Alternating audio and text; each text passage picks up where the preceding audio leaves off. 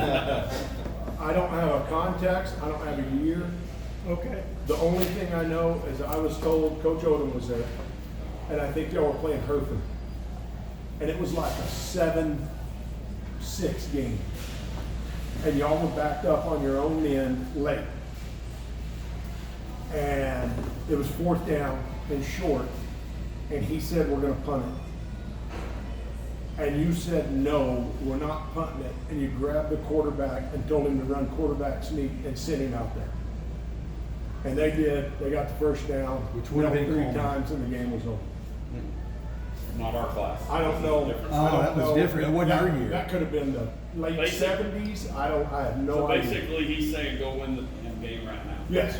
Probably when Reeves was quarterback. Yeah, I was gonna say, it might have been Ron Reeves. Reeves the ball. You remember that? You wanted to punt, and you said, no, we're gonna run the clock out. We're gonna get it. Where were we on what, 10-yard line? Where's the ball? What we decided I'm to thinking go for? between your own 20 and 30. Like we're punting from the end zone otherwise. Yeah, and We're it's, punting. it's like I 4th had and to play 6 it. inches. But instead of punting that deep in your own territory, you decided to just When go took for the it. quarterback sneak, we got the first down. Got We the need to first get a and foot went and on. win the game. Right. Well, okay, so Run the Jimmy, clock out. is your point really that Moegle knew maybe a little bit more than Odom? Well, I tell you what, that's one thing, James would take my opinion. Well, Number good. one, he always would. He didn't often enough. Yeah, he did. Okay. Were- Well, were all you I know, the- Coach. Were you the defensive coordinator? Yes. Well, I was offensive till mid-80s. Well, you didn't win. Okay, so I'm sorry, I'm carrying this around. I'm going to get off my chest. When I was in there, which Wait a was, minute, you've been over this all your life. 40 years. You I got did. it from your daddy. All right, but straight up though, we had such athleticism in our class, 84 and 85, football. But all we did is run a 31 trap here or there. When we finally got Wallace on the field, the other team would triple team and we'd still throw to him. 'Cause that's the only pass play we had. I know that wasn't you. You would never have done just one dimension. We would run 3 plays and I'd go punt. Not the 80s. Well, that's my point. Coach Odom needed to listen to you. You should have been running offensive coordinator because we were a lot worse than we should have been. That's what I'll say. We underachieved in football, and that's what I have to get off my chest. Nobody else played football at this table, but man, oh man, was that hard for us. I couldn't watch that. No, it was I saw hard. I saw It was. We had so much They talent. could almost lose Now that. Coleman wasn't a double threat, right? I mean, he wasn't going to run. Hey, good. But I got in there and played quarterback. Odom had a pretty good offensive line. But it was just ground and pound, and they stopped us. That's why I got to punt so much. I didn't want to do that. Anyway, I wish we had a do-over there, because what I remember with you being I mean, again, I was on the offense and you were running defense, but I just knew that you had a better system with our skill. I think he put the system despite our skill, rather than seeing how many athletes we had.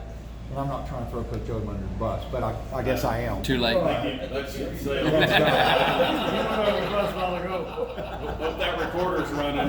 It may be, and that's okay, because Bobby Boyne can send this to him. I think Coach Odom's still around. Bobby, how'd you come up with that one? No, I talked to him on that. We talked to Bobby once or twice a week. Yeah, I do. We put him in a assisted living care about 10 minutes from my house. Oh, really? Yeah, he's doing okay. He's 60 now. He's clicking along. He talks to. Trish and I went busy one day. Yeah, do anybody that goes there, go see him, because he is lonely. But he's doing okay. He's just in assisted living, sitting in his wheelchair every day. He moved along. He's been Yeah, born with cerebral palsy. Yeah, he's right by Brent's house. He just moved in, like. Yeah, that's a story, but I got him out. I say I. Anyway, maybe it's worth telling a quick story. Okay, like Bobby Boyne, right? So he ends up. He's gone from various places, but I go to see Doug coach 2 years ago, was it? Out in Arlington Heights. I go watch him coach a summer ball game, just to go see him, and then we're going to go to dinner after. And he says, "Hey, we're going to go see Bobby before we go eat." And I was like, had no idea, but I was like, "Sure, let's go." Didn't know where. They gave me an address Coach Megan, we end up in South Dallas. You know, And that's South rough, Dallas is not like where rough. you want to be, like even during the day.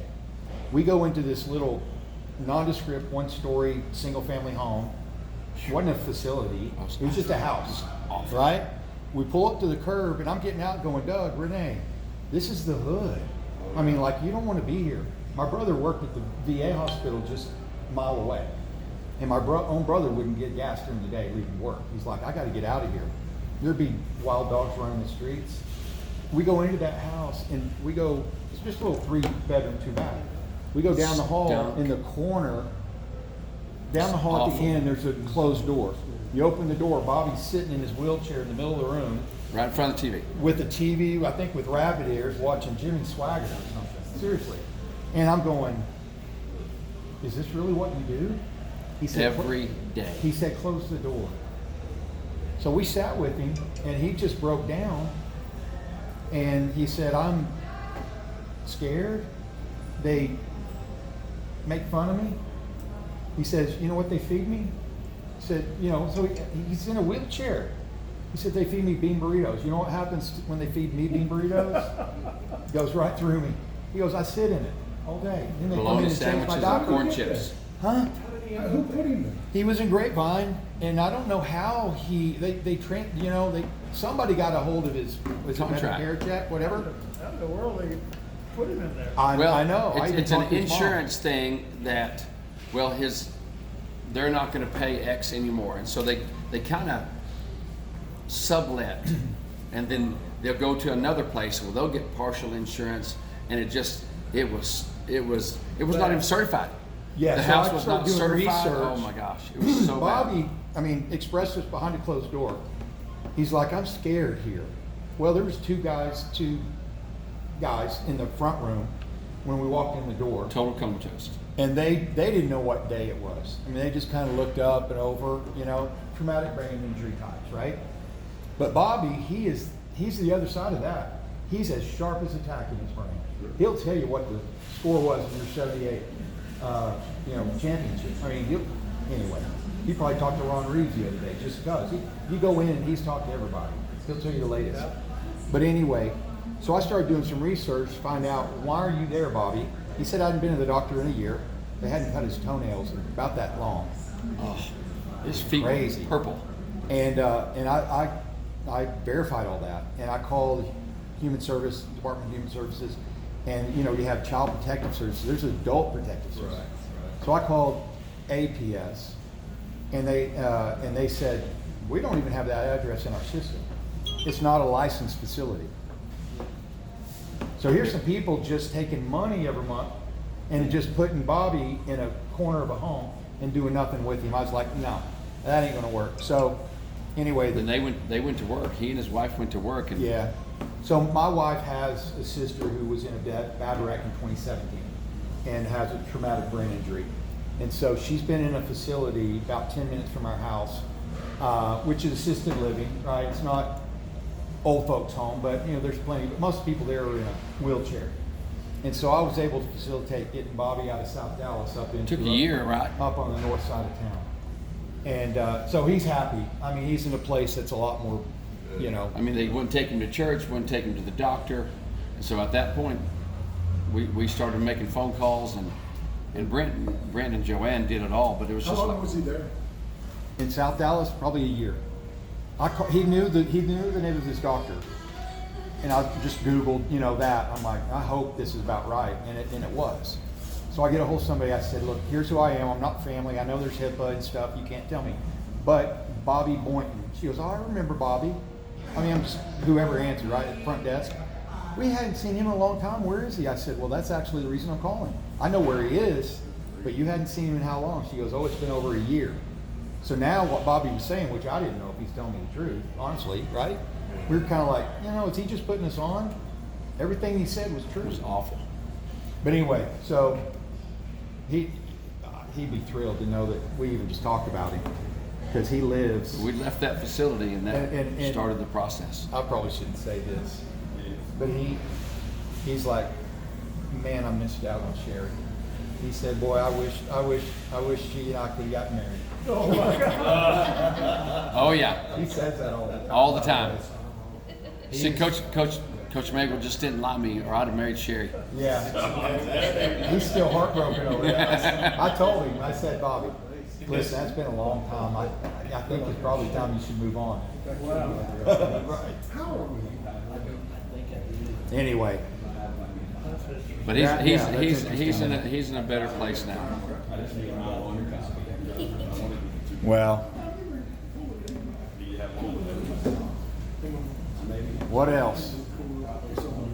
Oh, Walker. Uh-oh, Walker. Hey, All right. how many, I want to ask Coach Moegle, how many times you get thrown out of games? I mean, is that a regular occurrence or not really? Hardly ever? Twice maybe. Yeah, once was our senior year. Okay, we were just talking about that. The one that registered most on them out of the Grand Prairie. I got thrown out of Grand Prairie one year. That's been number one on my mind. Now, I'm trying to take care of Crutcher. Crutcher was smart enough to the umpire. I went to the umpire, and we got into it, and I got thrown out. But I don't know any other. You Was got it the Tournament of Champions? Yeah, you got it in Midland against Thomas Jefferson, the game he beat TJ. You didn't get the last 2 or 3 innings. And I think you got into it with Robert Cameron. Does that make sense? I think so. Yeah, Maybe. Because that was the day after. I remember you pitching that game, but I don't remember getting thrown out. You remember the first 4 innings. I remember asking Coach Crutcher if he ever got nervous coaching. If Coach Crutcher ever got nervous? Yeah, do you ever get nervous? It was probably May or April. And he was like, no, I don't get nervous. And then he stopped and he went, I tell you what, I did in the Tournament of Champions when I was coaching third. Ah, because he wasn't in that game? Because it was a tight game. Because and that was they were good. 2 good teams and that. Thomas Jefferson was. Yeah. Moss. Big old donkey right-hander, yep. Did you throw that one? Yeah. Hope that changed his life. That- I mean, that in a good way. I always associate with that game with you. Yes. Brent. Yeah, that was Another 10 big seconds game, of that. another big game of his is against Schoolhorse Southwest. And Lubbock Christian. We were talking about that in 13 the car. pitches. We talked about that on the way over. Yeah, he comes in like what inning? 7th inning? Bases loaded, no outs. 7th inning. He comes in to Four. warm up. His first warm up pitch hits the back screen. First 2. Hey, don't care. you tell that story because and then you look to the bullpen, finish that story. Yeah, so my second warm-up pitch also hits the back screen. And I'm like, I gotta calm down here. And I look, I'm walking back to the mound, and there's Dirty Dan, who you said would never pitch for us again. He's running out to the bullpen, and Ken Weaver. Ken Weaver. Who hasn't pitched for us all year. And he's running out to the bullpen, and I'm like, I gotta figure this out. Because Dirty threw against El Paso and gave up Yeah, so a 10. and we'd been home an hour and a half earlier. We came out of the game, we were up like 21-2 or Yeah. something like that. We won 21-11. And I came out, Yeah. and Dirty Dan gives that 8 or 9 runs, and you looked down to me and said, Eckles, put your spikes back on. Yeah. Put you back. And so I put my spikes back on, and then we got the last half. I don't think we were in. They I don't know. catching. I was still on the field. I think BC was still on, but Randy was in there, Hunter was in. Like the bench had been cleared, and he probably saving him an inning here. We were literally up 22-2 or Yeah, whatever, yeah. and then it was 22-11. Yeah. Where was this? At Monterey. Here, it's Burgess. And then I remember the quote. Yeah, because, I remember you and Crutcher there in the corner of the dugout, and you looked at Coach Crutcher and you said, well, we learned something today. Well, Dirty can't help us anymore. Wow. And that was it. You know, so. he was on the team, but he never pitched again. Dan Dog, So he you wasn't remember? gonna pick- And that's why But then he's not- running out there to warm up, and I was like, okay, he's in trouble.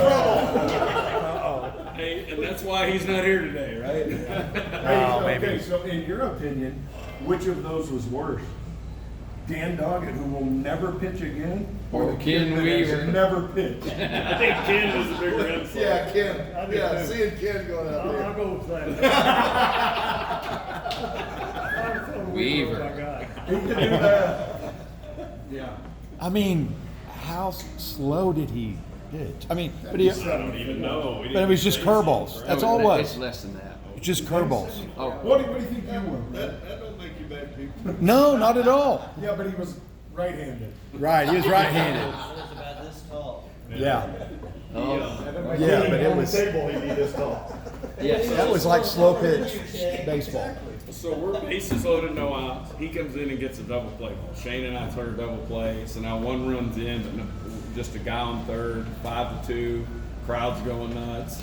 Guy blooped the single, made it 5-3, and then you struck out the last guy.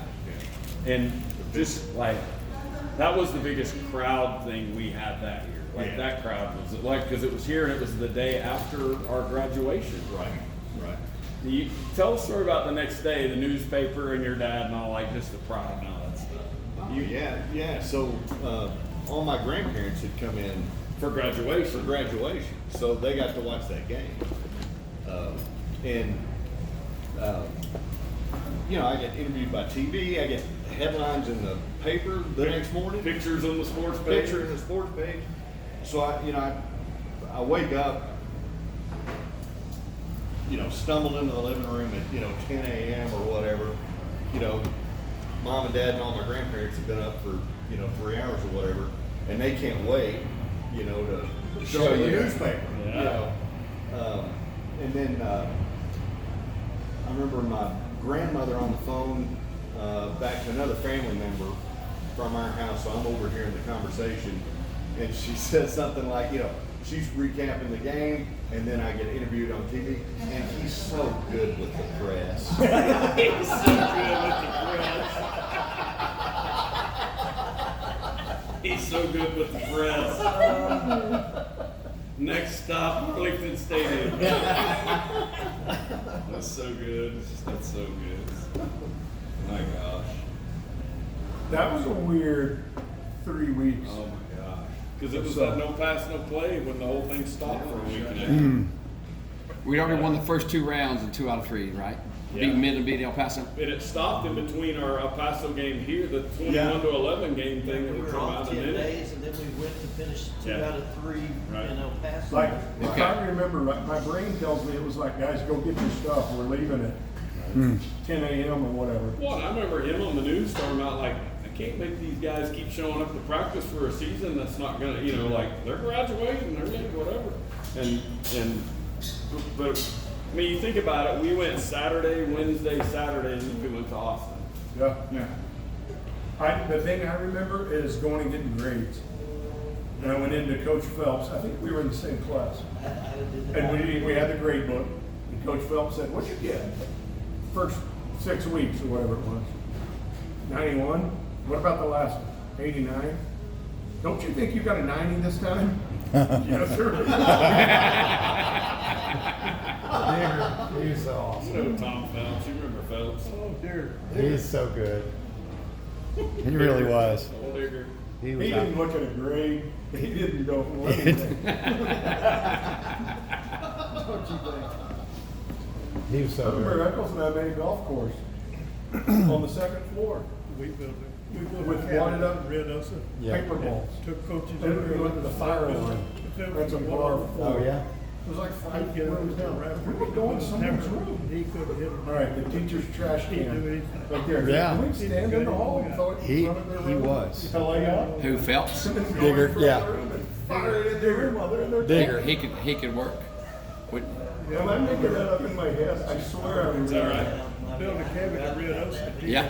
He helped you with that? Can that Yeah. happen Okay. now? If you want to stay with At all. us, I put him, In any way? parked my station wagon over here, and I put him and another one in the station wagon. Yeah. Because he's snower.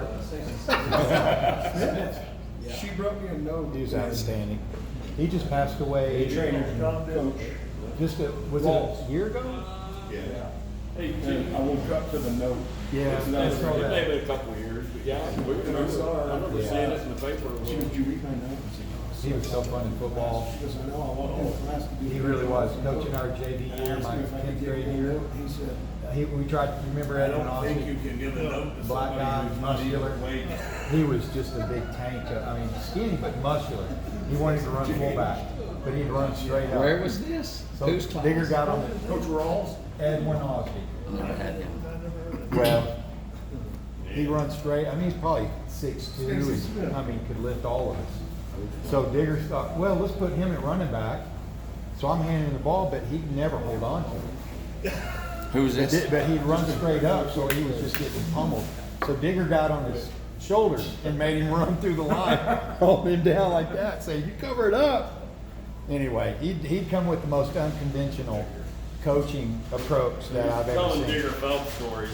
Yeah. We don't have enough time for all of those. We don't. We don't want some of them. Yeah, some of them we don't need on camera either. Yeah. Oh my God. He's a work of art. Oh my God. You know, Coach Stanek coached with him at Hutch. Right. And he said in passing periods, he'd go out behind the gym Smoke. and go,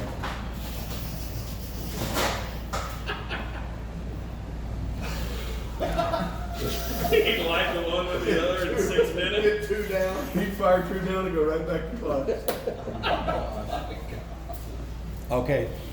On that, He was a Hutch, wasn't he? so John Finner, Yeah. you coach John Finner. John Finner told me this story last night. He said, talking about Coach Phelps. He said they were taking blood pressure. Was anybody else with me on this story last night? So John Finner was, I mean, you know, it's a good story. So he's like, they were taking team photos or something, but I don't know, they were also doing like the help screen. And they took blood pressure, and his blood pressure was up for some reason. So Digger said, hey, come here. Took him outside, lit up a cigarette, said, take a couple of puffs of this, and that'll really help. Oh He my said, God. so Finner goes, I did. So he said, Oh my he said, gosh. my coach is giving me a cigarette. So he did. So he takes a couple of puffs, goes back in there, his blood pressure's fine, so they keep moving forward. That was a crazy No thing. way. Yeah. Finished with smoking ever since. Yeah, he in between puffs, he's telling the story. No way. Does that surprise you? That's a little weird. With Phelps? Maybe not. You're not gonna get surprised. That'd be fair.